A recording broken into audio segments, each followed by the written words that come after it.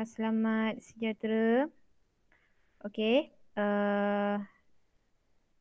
Semua sihat eh? Okey. Hujan hari ni. Memang sedap tidur kan? Ha. Okey, kita sambung dengan kita punya bab kita yang baru. Tapi sebelum tu macam biasalah. Okey. Kita bincang dulu untuk latihan yang lepas yang cikgu dah bagi. Okey. Tak ramai pun yang hantar, yang buat pun tak ramai juga, tapi tak apalah, uh, cikgu bincang je lah Okey. Nanti bila kamu ada kesempatan untuk selesaikan, sila selesaikanlah. Okey. Okey, jadi yang ini cikgu bagi sebelum kita bincang ni, sekejap cikgu nak pergi pada sini sekejap.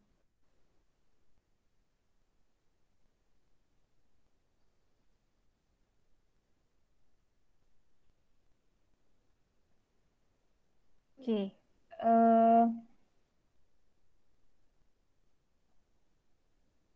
Okey, cikgu rumus sikit yang lepas yang kita dah selesai. Sebenarnya kita dah selesai berkaitan dengan bab trend perniagaan. Okey. Trend perniagaan ni bab yang antara bab penting dalam tingkatan 4 ni. Okey, jadi kita dah belajar berkaitan dengan peranan kerajaan dalam menangani isu-isu yang berlaku dalam persekitaran perniagaan. Okey. Trend persekitaran perniagaan, faktor-faktor perubahan perniagaan serta kesan perubahan persekitaran terhadap organisasi. Okey, yang ini yang lepas yang kita dah bincang. Okey, terdapat beberapa topik yang penting di dalam tu terutamanya peranan kerajaan, faktor perubahan. Kalau ikutkan semua penting lah. Okey. Tapi macam mana yang dia cakap maksudnya sekurang-kurangnya kamu dapat kenal pastilah apa yang kita dah belajar ni dan kamu faham sikit-sikit. So nanti masa dekat sekolah kamu boleh tanyalah kalau tak faham. Okey. Okey, jadi kita bincang latihan. Okey, sekejap lagi sebab kita nak cakap pasal bab baru. Okey. Siapa yang dah siap untuk soalan ni tanda sendirilah. Okey. Cikgu bincang kat sini, jadi maknanya kamu tanda dekat soalan yang kamu dah buat. Okey, kita bincang. Yang pertama berkaitan dengan soalan ni. Okey. Soalan ni dia ambil daripada petikan berita Kalau kamu tengok ni petikan ni dia ambil daripada berita harian. Okey. Maknanya yang ini adalah petikan surat khabar. Okey, petikan surat khabar. Maknanya benda tu betul lah. Benda yang benar. Maknanya dalam peperiksaan nanti, okey, contohnya kalau kamu dapat soalan tu kebanyakannya kalau soalan daripada surat khabar, maknanya dia akan ambil yang betul punya lah. Okey, situasi keadaan sebenar negara kita. Okey. Jadi kita tengok dia punya akhbar dia tu berkaitan dengan SST. SST. Kemudian dia ada cakap ni melalui penjimatan, keyword dia kat sini je ni. Okay, ia melalui penjimatan daripada cukai. Kita baca seimbas lalu je. Tak payah sangat lah. Tapi maksudnya kamu faham lah kan. Yang ini dengan yang atas ni. Yang ini dengan ini. Okay. Yang ni dia cakap, selain menjadi sebuah pendapatan negara, pengenalan semula sistem cukaian SST bagi menggantikan GST banyak membantu meningkatkan pendapatan boleh guna rakyat. Okey. So sekarang ni soalan dia, apakah analisis faktor yang terlibat dalam situasi di atas? Okey. So siapa boleh bagi jawapan? Analisis faktor ni sama ada faktor dalaman ataupun faktor luaran. Cikgu dah cek jawapan markers sebelum ni. Ada beberapa kesilapan tapi tak apalah, nanti markers tolong buat pembetulan kembali Okey, siapa nak jawab? Untuk soalan yang pertama, apakah analisis faktor yang terlibat dalam situasi di atas? Boleh onkan mic. Boleh cuba jawab. Analisis faktor, faktor dalaman ataupun faktor luaran yang terlibat ni? SST, GST, dasar kerajaan. Apa dia? Dia ada keyword dia tu, kerajaan kan? Dia kata kerajaan mengunjurkan SST. So, kerajaan ni. Jadi dia masuk bawah apa? Faktor apa? Faktor dalaman ke faktor luaran? Cuba jawab. Tak ada seorang ke yang nak jawab? Cuba jawab ni. Cuba jawab. Tak apa. Kalau salah pun cikgu baikilah. Kita baiki sama-sama. Okay.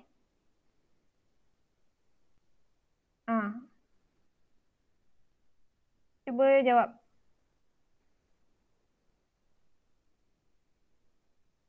Faktor apa?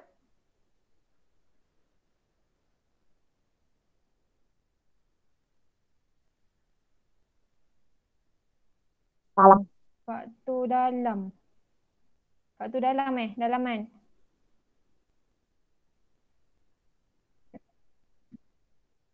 Faktor dalaman. Mana ada dalam? Ya, Faktor dalam. dalaman. Okey. Kawan-kawan kata faktor dalaman. Okey, faktor dalaman. Okay.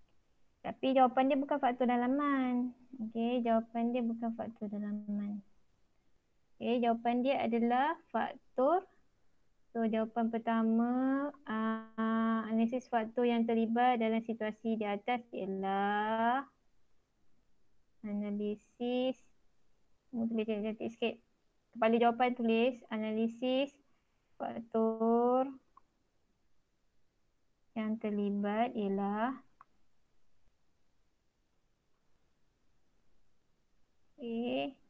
jawapan dia adalah faktor luaran.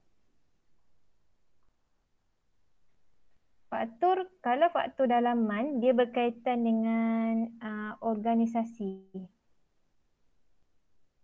Dalam organisasi. Okay. Dalam organisasi tu. Kalau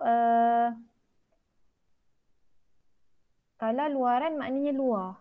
Contohnya kan kita dah belajar faktor luaran, faktor ekonomi, faktor sosiopolitik, faktor dasar kerajaan dan undang-undang. Tu maksudnya bawah, yang ini bawah dasar kerajaan ni kerajaan kan, kerajaan unjurkan kutipan cukai jualan dan khidmatan.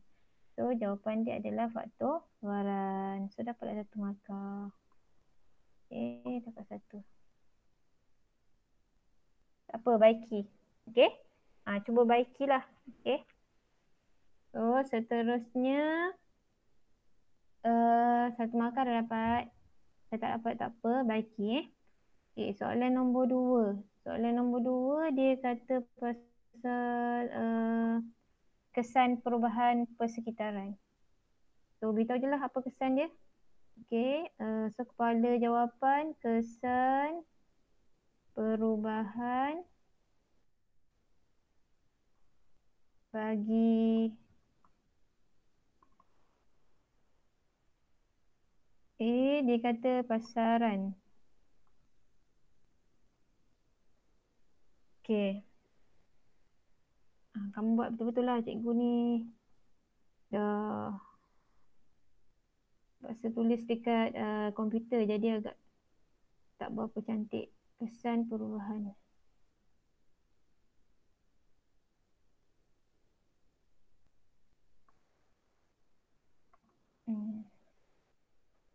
Okey, kalau pasaran? So, kalau pasaran kita tengok apa pasaran? Kalau pasaran kita tengok cita rasa kan. Jadi kita boleh cakap lah cita rasa pengguna terhadap sesuatu pembelian barang kemungkinan meningkat. Okey, sebab dia kata kat sini, okey.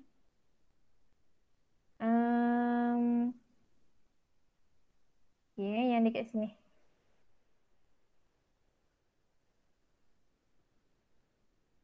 meningkatkan pendapatan boleh guna rakyat. Maknanya pendapatan pengguna meningkat. Tapi yang itu kita nak sebut dekat trend. Tapi yang ni dekat pasaran. Okay, jadi pasaran kita boleh cakap macam ni. Kita rasa sekejap, cuba naik atas sikit. Okay, kita rasa pengguna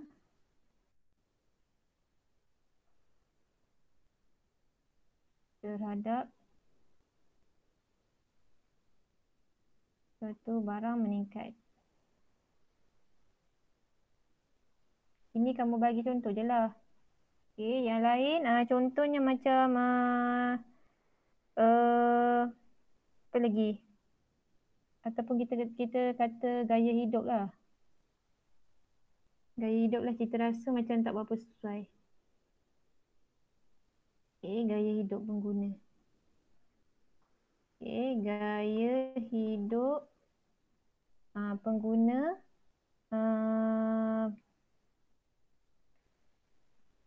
gaya hidup pengguna lebih bukan terhadap ni.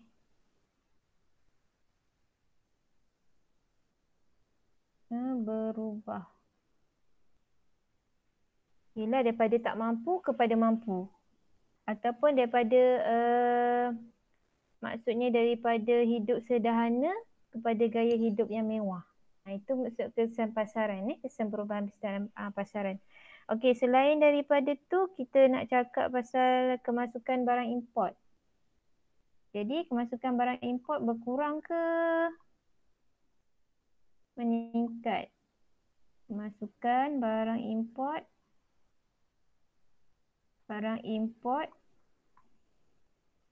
berkurang. Sebab apa berkurang? Sebabnya ini dia cakap kat sini melalui penjimatan daripada cukai tak langsung semasa SST berbanding yang perlu dibayar oleh mereka sewaktu mengenakan cukai GST. Okey, maknanya secara amnya tidak menyebabkan berlaku kenaikan harga barang dan perkhidmatan. Jadi harga barang kita tu okey lah. Jadi buat apa nak beli barang import kan? Jadi kemasukan barang import berkurang. Okey. Ataupun barang import menjadi lebih murah. Sebab pengguna lebih suka barang yang tempatan lah. Okey. Sebab harga barang kita dah murah. Jadi ramai suka menggunakan barang tempatan saja. Okey. Ataupun kita boleh cakap barang import lebih murah. Boleh cakap atau harga barang import lebih murah. Harga barang import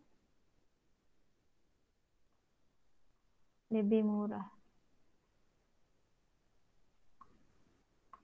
Okey. So, sebab soalan ni tadi 6 markah. Jadi kita ambil 3-3 lah. Maknanya pasaran 3 markah. Okay. Bawah trend pun 3. Okay. Satu lagi kita cakap pasal teknologi. Okay. Teknologi. Maknanya dengan pengenalan kepada GST kepada SST, teknologi semakin berkembang. Okay. Ataupun bolehlah cakap teknologi semakin berkembang.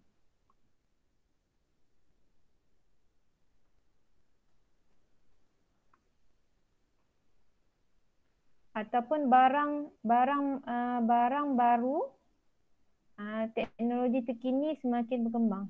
Okey, teknologi terkini semakin berkembang sebabnya faktor pendapatan tadi dapat dijana. Okey.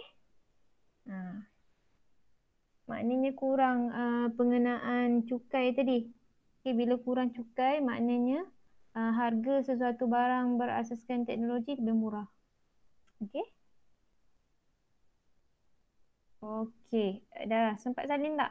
Ini. Sebab cikgu nak terus pada trend pula.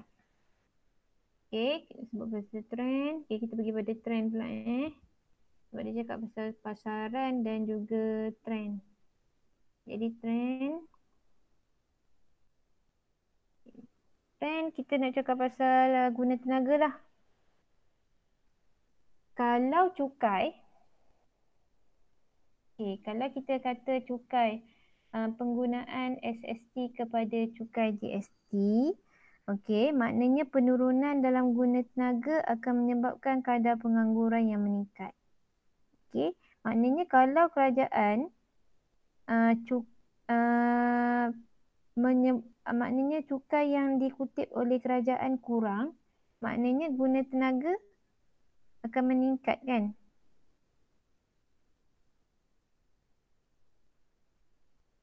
Dia macam tu je, macam ni. Okey, contohnya guna tenaga. Guna tenaga meningkat ke menurun? Guna tenaga ni semua manusia lah. Pekerja guna tenaga. Okey, guna tenaga menurun ataupun guna tenaga meningkat? Sebab sekarang ni kerajaan dah kurang mengenakan pengenaan cukai. Ataupun cukai ditukar daripada ST kepada GST. Maknanya harga tadi dah lebih murah. Maknanya harga barang tak naik. Okey. Jadi kepada impak kepada perniagaan tersebut, maknanya guna tenaga berkurang. Okey, penggunaan guna tenaga berkurang. Jadi boleh tulis kat sini penggunaan guna tenaga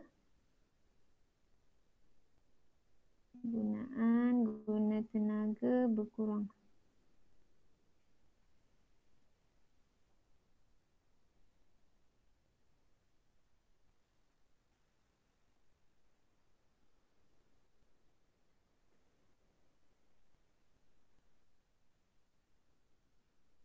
Okey. Contohnya macam ni lah. Kalau guna tenaga berkurang bermaksud adanya berlaku pengangguran. Okey, maknanya yang ini menyebabkan pengangguran meningkat. Pengangguran meningkat. Jadi bila pengangguran meningkat, akan menyebabkan ataupun pengurangan cukai itu akan berlaku lah. Maknanya pendapatan kerajaan tu berkurang. Okey, jadi nak bagi berlaku peningkatan, jadi daripada faktor ataupun kesan daripada penggunaan cukai tadi, tengoklah sama ada dia dapat memberi kebaikan kepada pihak perniagaan, pihak peniaga ataupun tidak. Okey. Jadi maknanya kita tengoklah kalau sistem cukaian tu GST contohnya lebih baik kepada peniaga. Tapi kepada pengguna pula pendapatan pengguna menurun. Kalau bilik SST dia lebih kepada pengguna. Maknanya peniaga dapat kurang. Macam tu lah. Dia sebalik macam tu. Okey. Tapi dia tengok juga keadaan. Kadang-kadang dia memberi kelebihan kepada perniagaan dari segi pasaran barang. Jadi trend guna tenaga pula kemungkinan berkurang. Okey. Jadi seterusnya kita boleh cakap pasal apa lagi pendapatan? Yang ni guna tenaga. Ni guna tenaga. Jadi pendapatan macam mana pendapatan? Tadi dia dah cakap dah pendapatan boleh guna meningkat, kan? Jadi ekonomi meningkat. Pendapatan individu meningkat.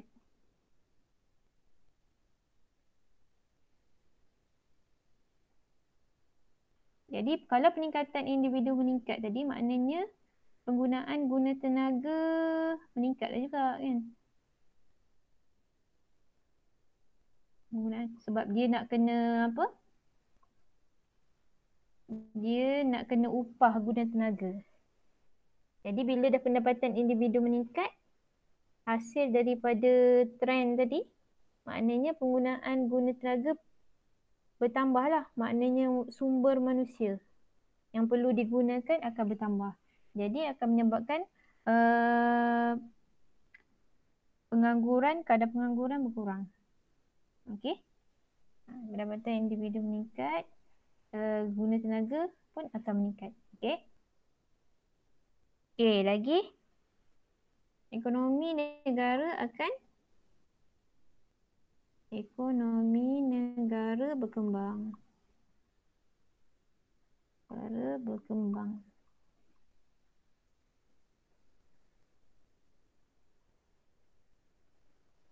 Okey, ekonomi negara berkembang. Okay, so dah dapat 6 markah situ. Okey. Boleh Okey, salin sekejap. Kalau kamu dapat jawapan lain boleh beritahu cikgu lah.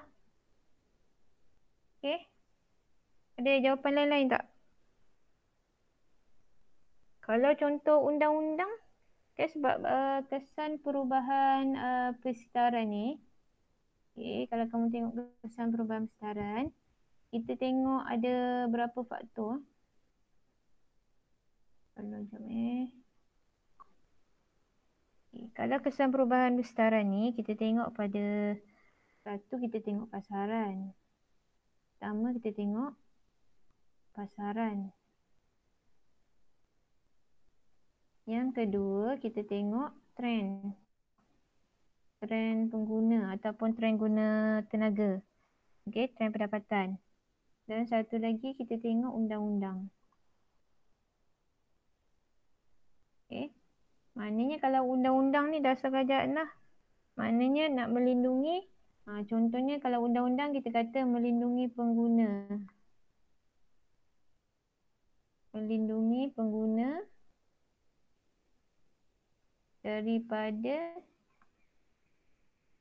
daripada penipuan ataupun daripada sebarang penyelewengan. Kenaikan harga ke barang ke apa penipuan daripada penipuan. Okey. Ini pengguna daripada penipuan.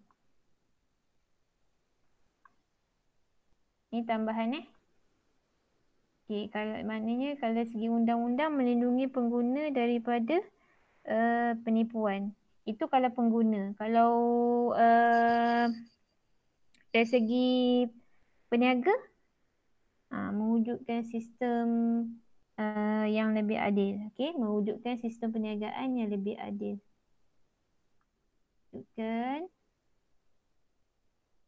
Mewujudkan sistem perniagaan lebih adil. Okey. Itu untuk trend untuk undang-undang, trend pula. Tadi ni pasaran, trend, undang-undang. Okey. So kalau nak tengok, kalau ditanya dalam soalan, kesan perubahan persekitaran, inilah. Kesan dia nak tengok dekat pasaran ke, dia nak tengok dekat trend ke, ataupun dia nak tengok dekat undang-undang. Okey Boleh? Salin sikit. Salin sikit-sikit je. Nanti sebab yang ini latihan yang kamu dah buat sebelum ni kan. Jadi maknanya kalau kamu tak faham, nanti kamu boleh tanya cikgu. Okey? Boleh? Dah selesai ke salin? So yang ni salin nanti dah sudah. Okey. Selesai. Okey, yang tu soalan. Okey, dah selesai soalan. Okey, kita nak masuk bab baru. Bab baru kita bab yang agak mudah dan juga sukar juga sebenarnya. Nak kata mudah sangat pun tak tahu nak cakap lah Tapi boleh tahan lah Jadi murid seharusnya dapat menyatakan maksud visi, misi dan objektif perniagaan. Boleh? Cikgu cepat-cepat sikit lah. Sebab kamu dah buka buku teks kan? Okay, sambil-sambil tu dengar dan sambil tengok buku teks. Okay? Jadi pertama sekali kamu akan dapat yang pertama ni yang pertama objektif hari ni menyatakan maksud. Mesti dapat menyatakan maksud.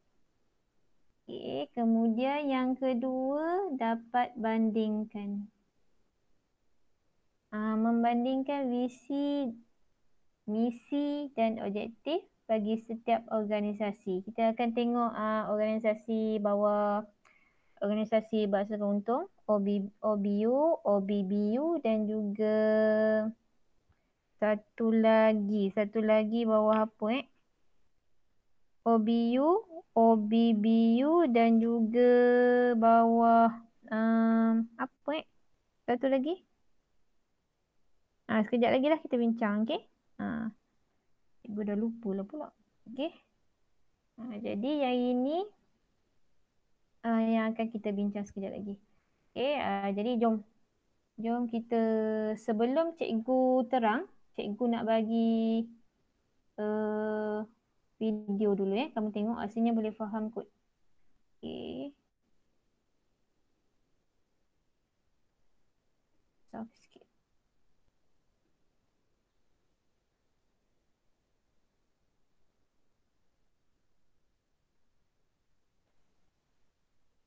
Cikgu ulang semula.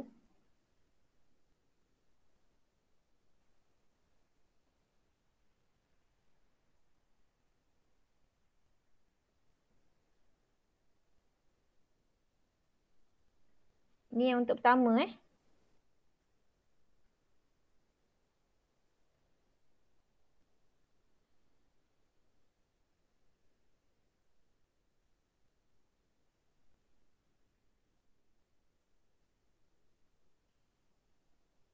visi.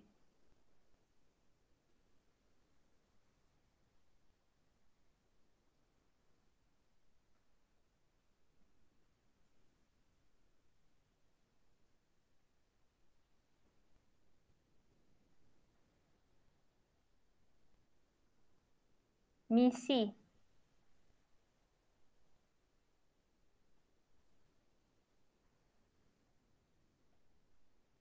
Ni objektif.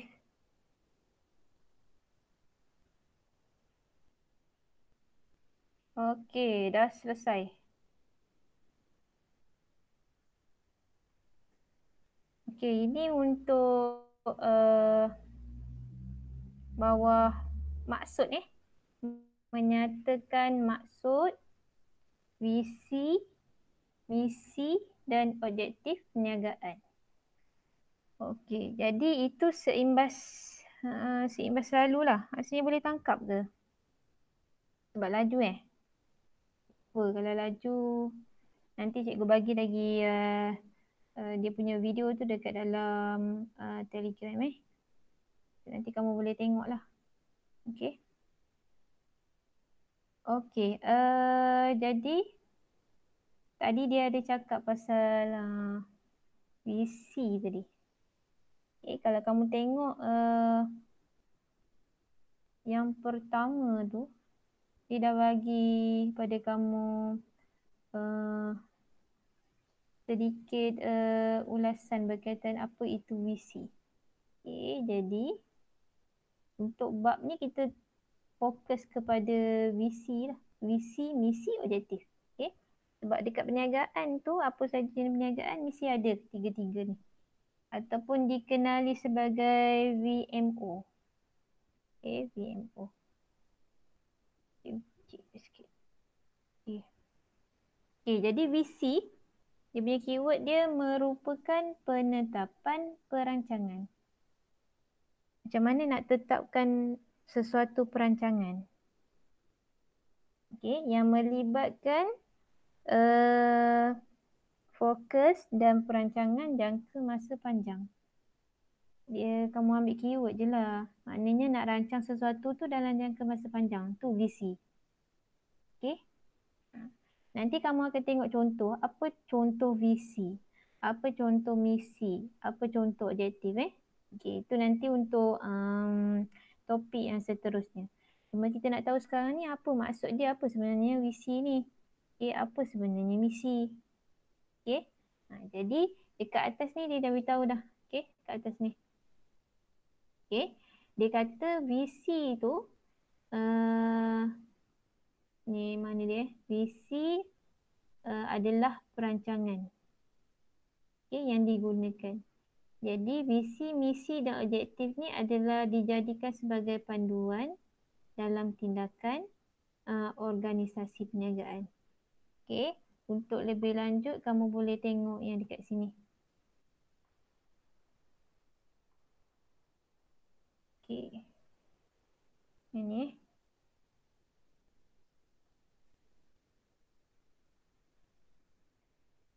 Jadi visi yang ini merupakan penetapan perancangan melibatkan fokus dan perancangan jangka masa panjang. Okey. Menjadi panduan untuk membuat keputusan dan tindakan bagi masa ada tujuan perniagaan berada di landasan yang tepat. Ataupun kamu ingat visi tu untuk kamu lakukan sesuatu dan kamu boleh rancang dalam jangka masa panjang. Perancangannya jangka masa panjang. Okey, itu visi. Okey, pergi pada misi pula. Misi penyataan ringkas.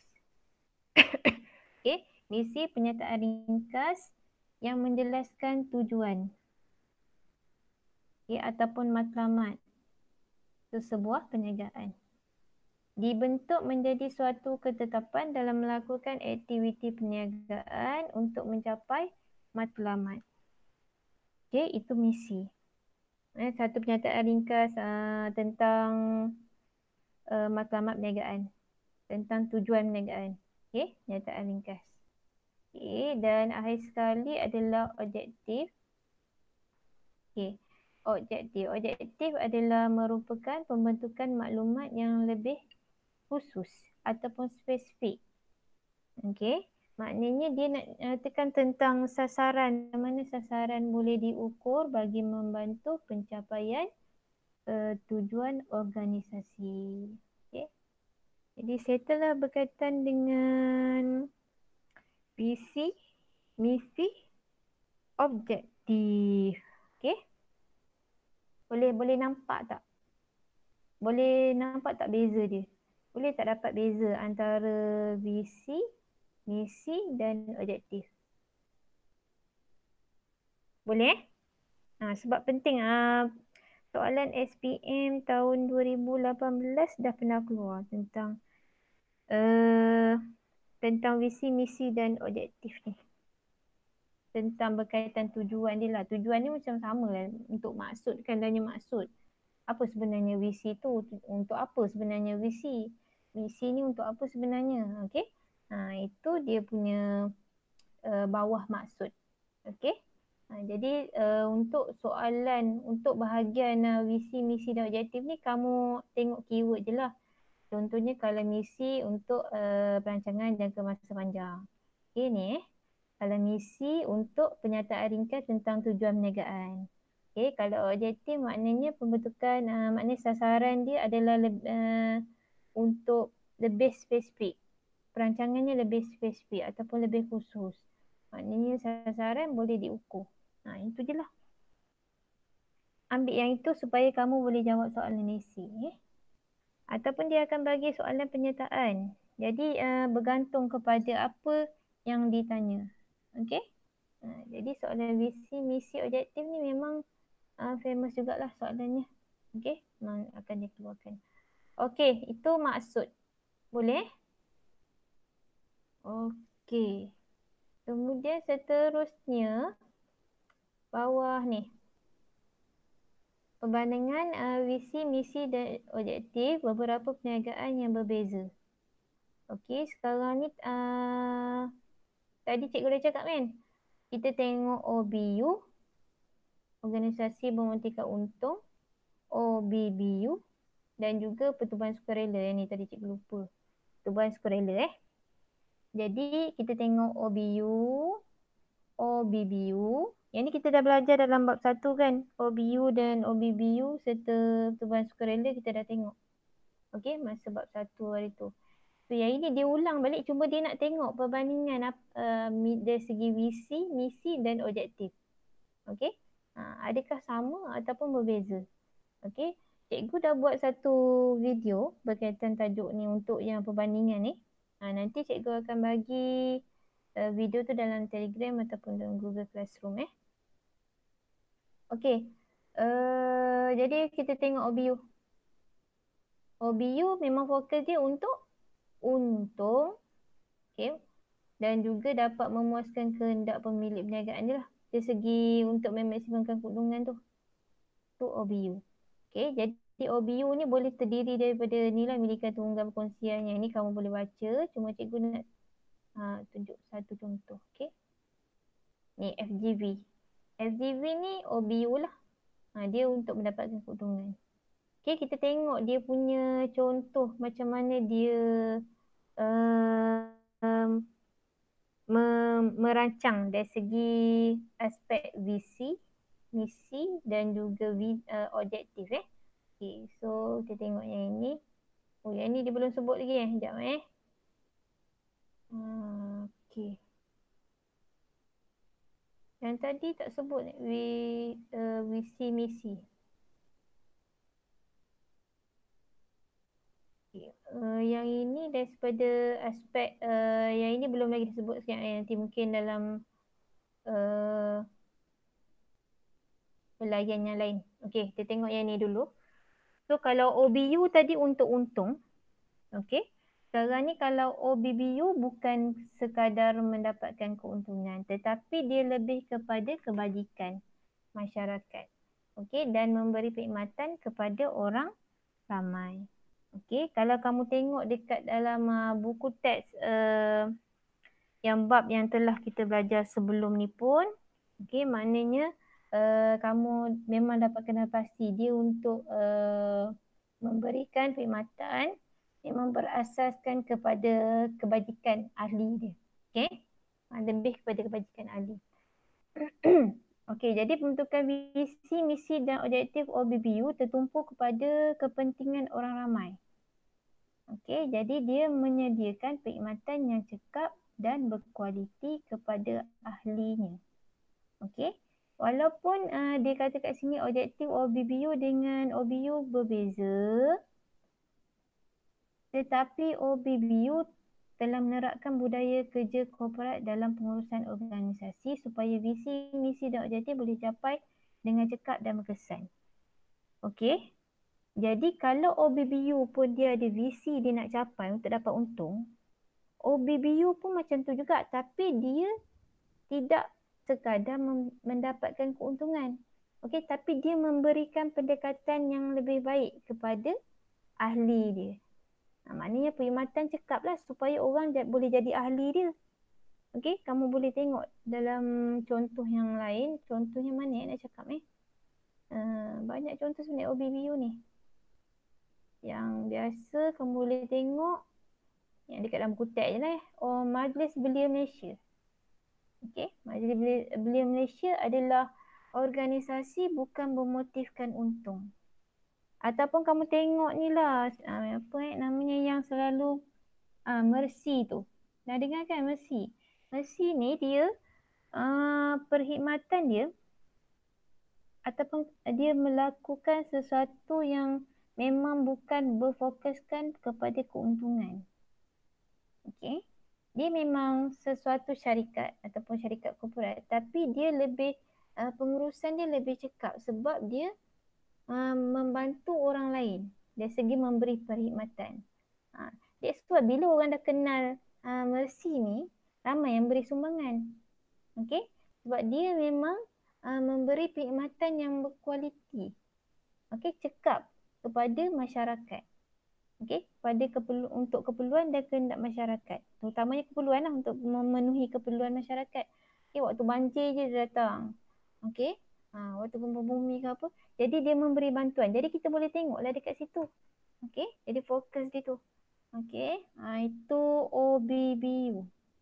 Okey, jadi pengamalan budaya korporat dalam pengurusan kerajaan memberikan sumber digunakan dengan cekap. Ini Majlis Belia Malaysia bawah kerajaan lah. Okey. Itu bawah OBBU.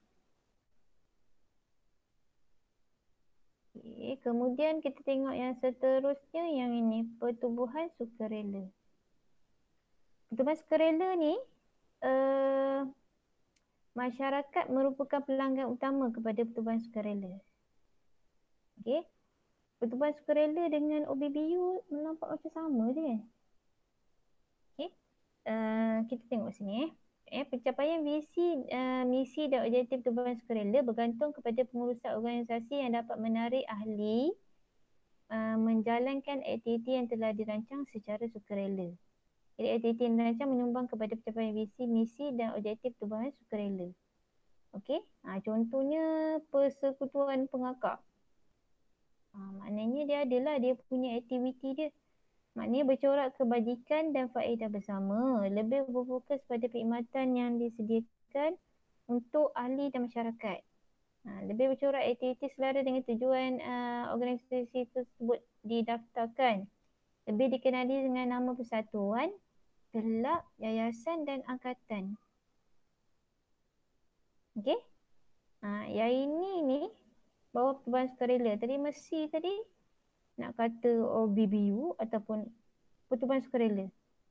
Okey? Nanti kita kaji, kita tengok. Okey? Okey, jadi sekarang ni kita dah tahulah perbandingan dia. Ni perbandingan OBBU dengan OBU. Yang ini yang masa tingkatan 1 yang kamu dah belajar. Okey, maknanya aktiviti dia kalau OBU dia keluarkan barang dan perkhidmatan. OBBU dia aktiviti kepada masyarakat, perkhidmatan kepada masyarakat. Okay, kalau tujuan dia untuk memaksimumkan keuntungan, OBBU memberi kepuasan dan menjaga kebajikan ahli. Sumber kewangan, ni untuk OBU dia dapat daripada keuntungan dia lah. Ataupun dia dapat daripada sumber modal. Ataupun daripada pinjaman dia, modal daripada pinjaman. Okay, ataupun keuntungan. Okay, manakala OBBU adalah pembiayaan daripada kerajaan ataupun sumbangan ataupun yuran keahlian. Okey. Itu yang ini adalah perbandingan antara OBBU dengan OBU. Masa bab 1 hari tu kamu dah belajar dah. Okey. Jadi untuk yang bab ni sebenarnya dia nak fokus dia nak tanya pada kamu apa bezanya visi, misi, objektif organisasi dalam ketiga-tiga ni. Sama ada nak tengok dari segi OBU ataupun OBBU dan juga pertubuhan sukarela. Okey. Jadi secara ringkasnya cikgu boleh cakap kat sini kalau OBU ni maknanya objektif dia ataupun visi misi dia berfokus kepada untuk memaksimumkan keuntungan. Okey. Itu OBU. Manakala kalau untuk OBBU, fokus dia adalah untuk menjaga kebajikan ahli dia ataupun memberi perkhidmatan kepada orang ramai. Okey. Manakala pertubuhan sukarela pula untuk apa saja aktiviti sukarela dengan masyarakat. Yang berasaskan kepada aktiviti secara sukarela lah. Siapa-siapa nak pun boleh join. Jadi tapi matlamat dia maknanya kepada masyarakat lah, maknanya pelanggan dia yang lebih utama. Dia bukan fokus kepada keuntungan. Dia hampir sama dengan OBBU tadi. Okay, jadi itu adalah dia punya rumusan dia lah untuk topik 1 dan juga topik yang kita pelajari hari ni. Jadi untuk hari ni kita sampai 3.1, 3.2 dan 3.3 sahaja. Okey, dah habis ni. Yang ni dah ciri-ciri objektif. Ciri-ciri objektif kita akan bincang pada minggu hadapan pula. Okey. Jadi cikgu boleh bagi latihan So dah settle yang ini. Okay, cikgu bagi latihan 1 berkaitan dengan soalan 2018 yang telah keluar pada tahun 2018 Jadi ini plan visi misi. Okay, sebelum tu cikgu nak tunjuk dulu. Okay. Ada 3 situasi kat sini. Okay, ada 3 situasi kat sini. Okay, cuba kamu tengok dalam ketiga-tiga situasi ni, situasi dia macam nampak sama je kan. Okay. Tapi ada perbezaan sedikit. So cikgu nak tanya.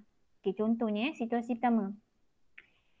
Syarikat nak capai 95% jualan dalam masa 6 tahun. Dia tengah cakap diri sendiri ni. Okay. Sekarang 90% jualannya. Tu dia kata boleh capai ni. Dia kata macam tu. Okay, so berdasarkan situasi satu tu, apa yang kamu faham? Situasi satu tu merujuk kepada apa? Siapa boleh jawab? Jawab je, tak apa. Cikgu tak marah pun. On kan mic.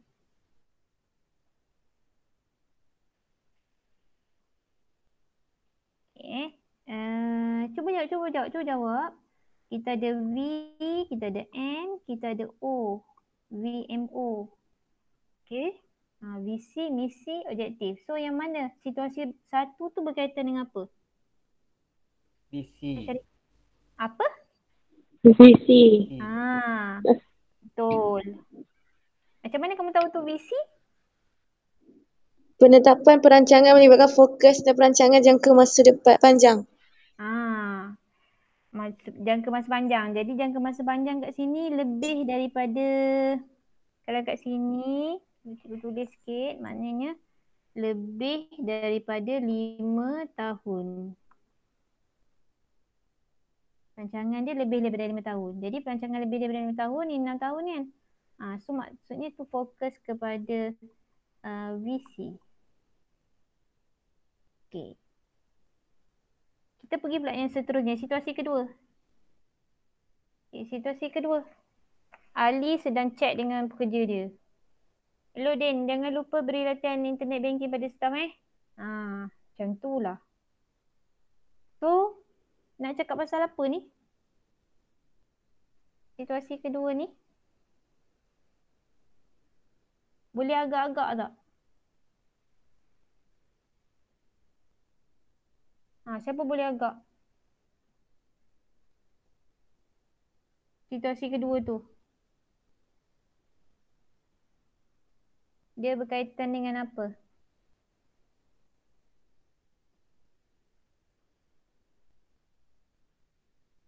Cuba.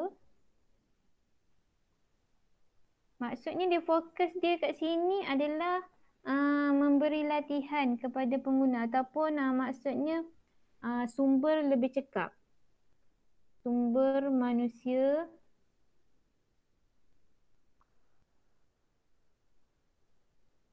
lebih cekap. Pekerja tu sumber manusia lah. Okay. Jadi dia fokus pada apa ni?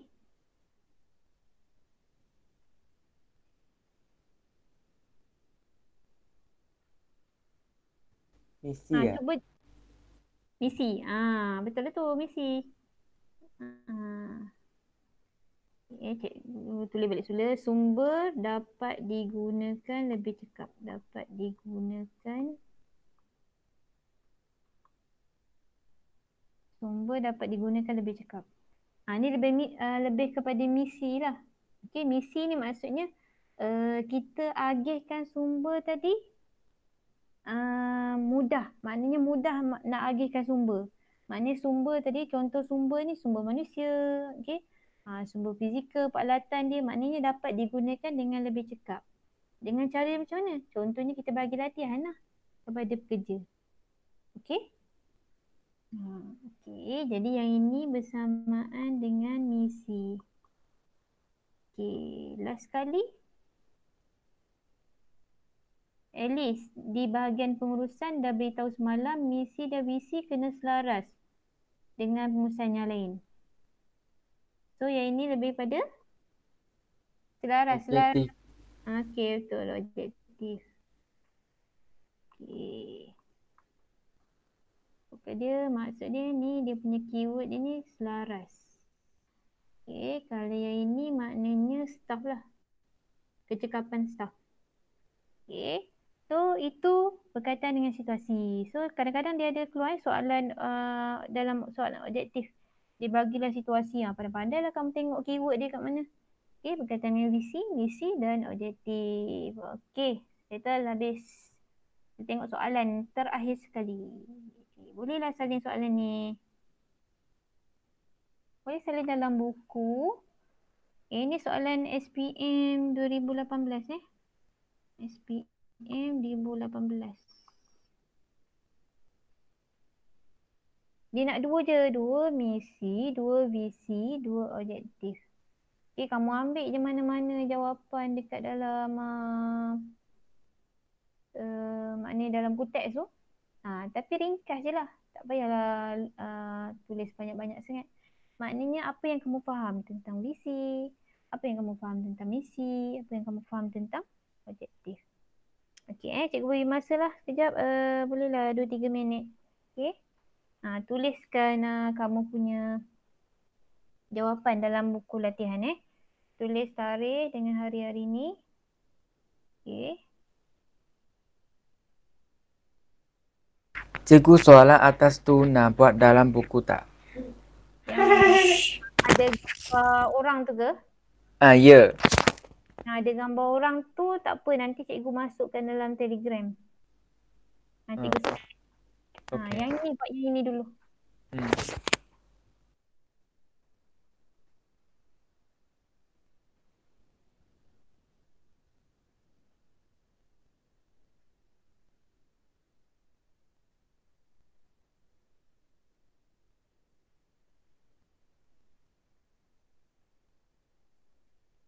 Cikgu akan beri jawapan teruslah, senang sebab soalan visi, misi dan objektif ni kadang-kadang murid sukar dia nak dapatkan jawapan, okey.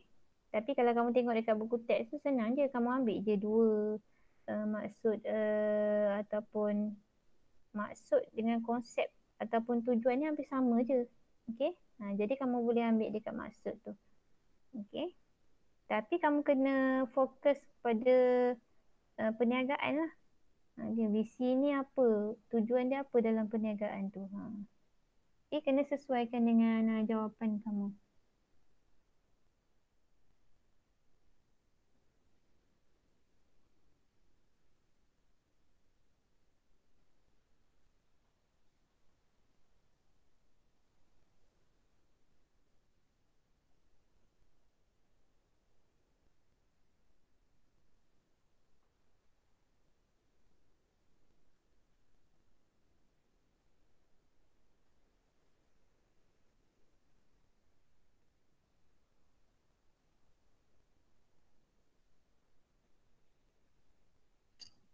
Okey, cikgu tulis jawapan dia. Kamu cek sama-sama dengan cikgu.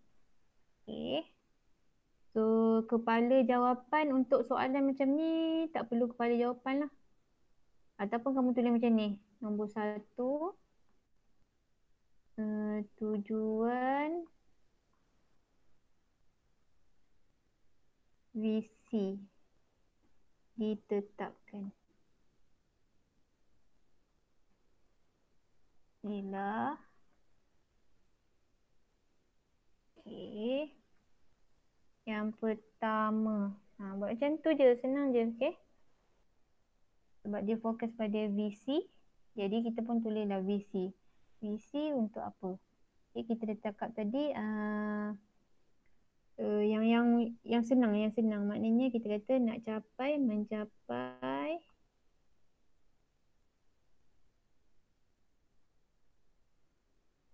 matlamat jangka masa panjang.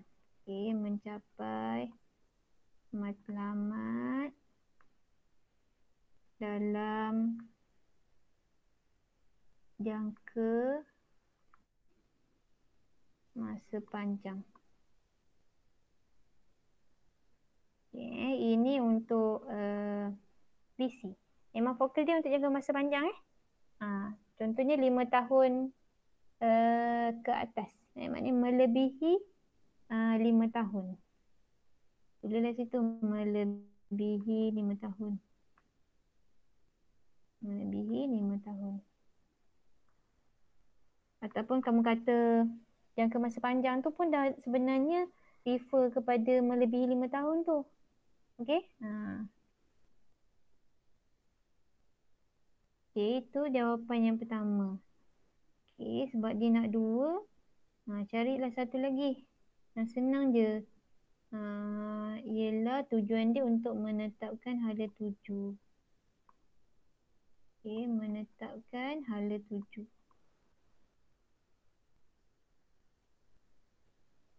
Okey.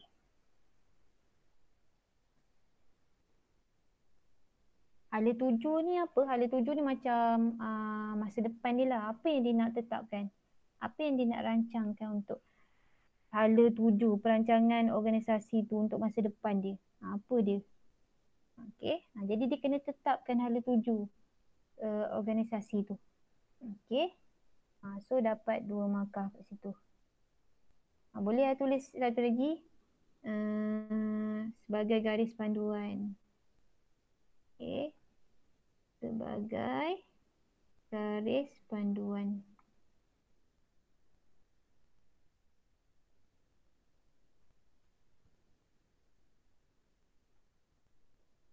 Sebagai garis panduan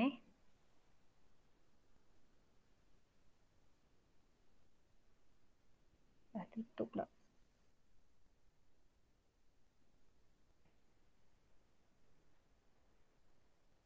Okey, sebagai garis panduan Yang nombor 3 tadi sebagai garis panduan.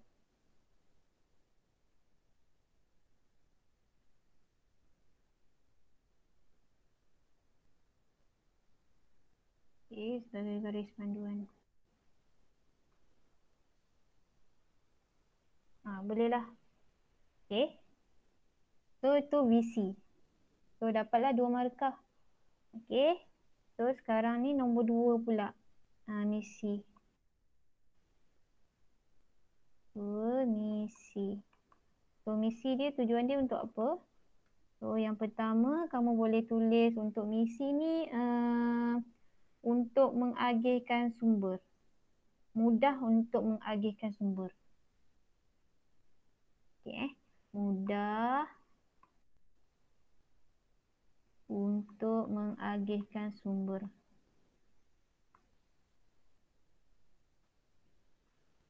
Dan sumber. Sumber apa? Apa sumber yang ada dekat dalam organisasi? Contohnya sumber manusia. Sumber tu termasuk juga bahan mentah dia, peralatan dia, kilang, tempat, tu sumber lah. Maknanya dia nak dengan adanya misi dia dapat mudah untuk mengagihkan sumber dia. Okey, mudah mengagihkan sumber. Okey, dalam organisasi. Okey, dalam organisasi. Selain daripada tu, maknanya kalau kata sumber tadi, maknanya dia kata dikatakan sumber tadi dapat digunakan secara berkesan. Okey. Sumber dapat digunakan secara berkesan.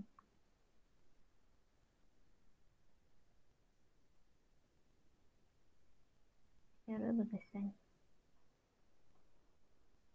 So, untuk mencapai misi kita tengok pada sumber. Okey. Dan ni lagi satu, menjadi garis panduan. Yang ambil sama pula. Okey, ni pernyataan ringkas. Misi. Satu lagi pernyataan ringkas lah. Okey, pernyataan ringkas. Pernyataan ringkas.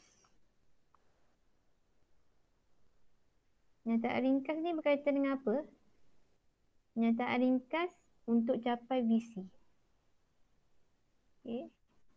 Untuk capai visi. Okey. Maknanya nak capai visi tadi, kena ada misi. So, dengan adanya misi kita, baru kita capai visi. Okey. Tu maknanya kita kena ada pernyataan ringkas lah untuk capai visi. Dinamakan misi. Okey. Okey. Dah dapat dah tu. Okey, satu lagi. Satu lagi, objektif. Mana ni? Objektif. So, objektif nombor 3. So, objektif untuk apa? Objektif untuk apa? Objektif pula untuk selaraskan. Okey, objektif pula untuk selaraskan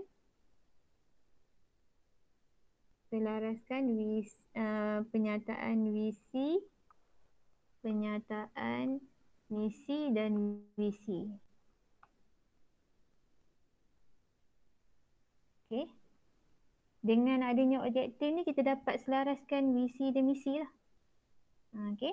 Dapat selaraskan penyataan visi dan misi. Okey, selain daripada tu maknanya dapat gambarkan sasaran. Dapat menggambarkan sasaran. Dapat menggambarkan sasaran. Okey. Sasaran yang ingin dicapai lah. Yang ingin dicapai. Okey, dapat menggambarkan sasaran yang ingin dicapai. Okey. Dan akhir sekali memudahkan semua pihak untuk mencapai sasaran yang ditetapkan. Okey. Macam nak cakap untuk memudahkan kefahaman semua pihak. Maknanya semua pihak faham. Semua pihak faham apa yang ingin dicapai. Apa yang ingin dicapai. Okey. Maknanya apa yang nak capai, semua pihak dalam organisasi tu tahu apa yang nak dicapai oleh organisasi. Itu merujuk kepada objektif. Okey. So habis berkaitan dengan objektif, visi dan juga misi. Okey. So dapatlah 2, 4, 6 markah. Okey. Bila masuk bawah bab visi, misi dan objektif ni, kamu tengok keyword dia. Tengok keyword dia. Kalau visi, tanda ni. Kalau visi, dia ada jangka masa panjang. Okey, maknanya penetapan sesuatu matlamat tu melebihi 5 tahun ataupun dalam jangka masa panjang. Okey. Kalau misi pula, dia nak menyatakan sesuatu yang ringkas berkaitan visi. Ini keyword dia. Okey. Dan objektif pula maknanya apa yang sasaran yang ingin dicapai. Maknanya kena tahulah, maksudnya semua pihak tahu sasaran yang ingin dicapai. Okey, maknanya sasaran yang ingin dicapai tu apa? Okey. Ataupun boleh difahami dengan menyelaraskan penyataan visi dan misi. Itu objektif lah. Okey. So itulah secara ringkasnya berkaitan apa yang telah kita belajar hari ini. Okey, berkaitan dengan penetapan visi, misi dan objektif. Jadi alhamdulillah semua dah dapat Semua dah faham Okey, jadi untuk hari ini itu sahaja dahulu yang kita belajar. Okey. Ada soalan nak tanya tak sebelum kita habiskan kelas kita? Ada soalan nak tanya? Tak ada. Okey, tak ada. Okey, jadi itu saja untuk hari ini. Okey, kita jumpa lagi pada minggu hadapan, insyaAllah.